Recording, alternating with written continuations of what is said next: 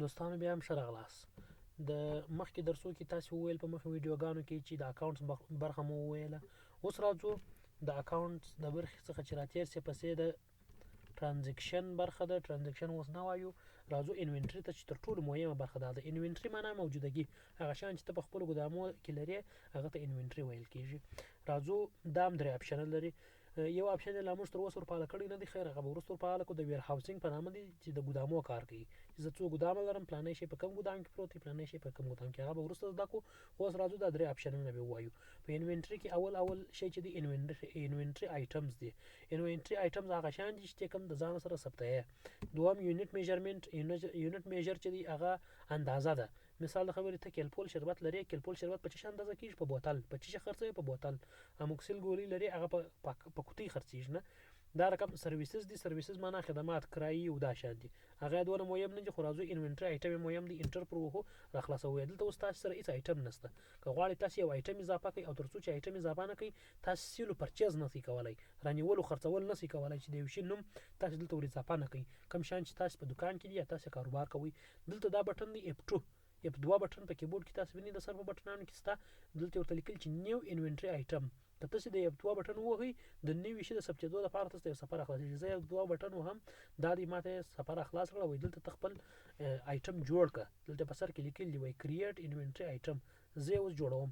اوس د مثال په توګه په دواو کې چې موږ د دواو کار کوو، امپیکلاکس 500 کپسول د دې ځای څخه تیریږو. دغه هغه میجرمنټ دی چې ما تاسو ته مخکې وویل. نو امپیکلاکس کپسول چې دی دلته نه په کیلوګرام باندې اندازه کېږي، نه په لیټر، نه په میټر. موږ کنټرول کیو وهو دا نه ثبتوو. یو وار راځو میجرمنټ سموو. په میجرمنټ کې ګوره دا شیان چې دا یو زموږ په کار نه دی. یو یونټ مو په کار دی، پیس دا زموږ نه دی په کار، او پاکټ مو نه دی په کار، په پاکټ شی موږ نه خرڅوو. نمبرز مو نه دی په کار، او میټر مو نه دی په کار ځکه موږ ټوکران نه خرڅوو، او لیټر مو نه دی په کار ځکه دا زموږ د کار شی نه دی. کیلوګرام مو نه دی په کار. یو یونټ مو په کار دی، او یو به بل ور اضافه کړو. دلته په F2 باندې شی اضافه کېږي، هغه دی بوتل او دلته بوتل سیوسو. بیا به دا بټن ووهئ، دغه به ور اضافه کوئ پیکس یعنی کوټیانې.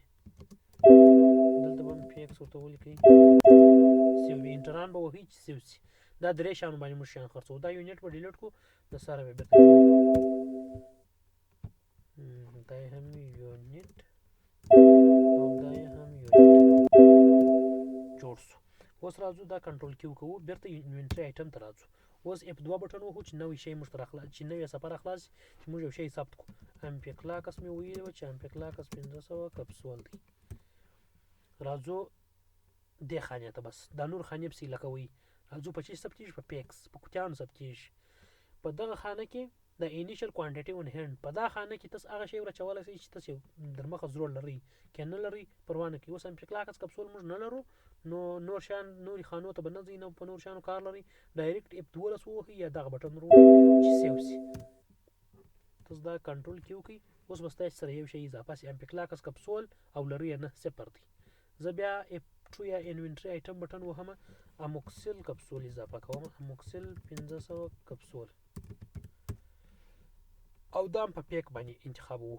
بیا F12 ووهو یا لرو یا نه. زه دلته ورته وایم چې اګمنټین 312 شربت دی. راځو دا په بوتل ثبتو. پر بوتل باندې تیار ولاړ دی. F12 وهو، کنټرول کیو کوو. اوس په دا به ایسته کړو. دا درې شیان ما سره ثبت شول. اوس غواړو موږ سیل او پرچیز وکړو. اوس به موږ انوینټري آیټم خو مو زده کړل چې انوینټري آیټم څنګه ثبتېږي. اول به میجرمنټ جوړوئ، وروسته به د انوینټري آیټم جوړوئ. دلته چې تاسو هر شی مو نوی دکان ته راځي، هغه به دلته په دغه بټن د لارې چې دا ووهئ بیا دلته ثبتېږي. یوازې به په دغه خانه کې نوم راچوئ. دلته بیا هغه میجرمنټ ورته انتخابوئ، اندازه چې بوتل دی، پاکټ دی، وایي کوټۍ ده، او که یونټ دی، هر شی چې وو هغه به ورته انتخاب کړئ. په نورو شیانو یې کار مه لرئ، او ډایرکټ F12 ووهئ چې سیو سي، دلته در سره راسي. اوس موږ دا درې شیان ثبت کړي دي، او دا درې شیان لروم نه، 0 دي.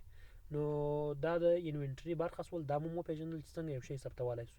مثال د خبرې یو نوی شی به ثبت کړو، نوی آیټم مو دکان ته راغلی.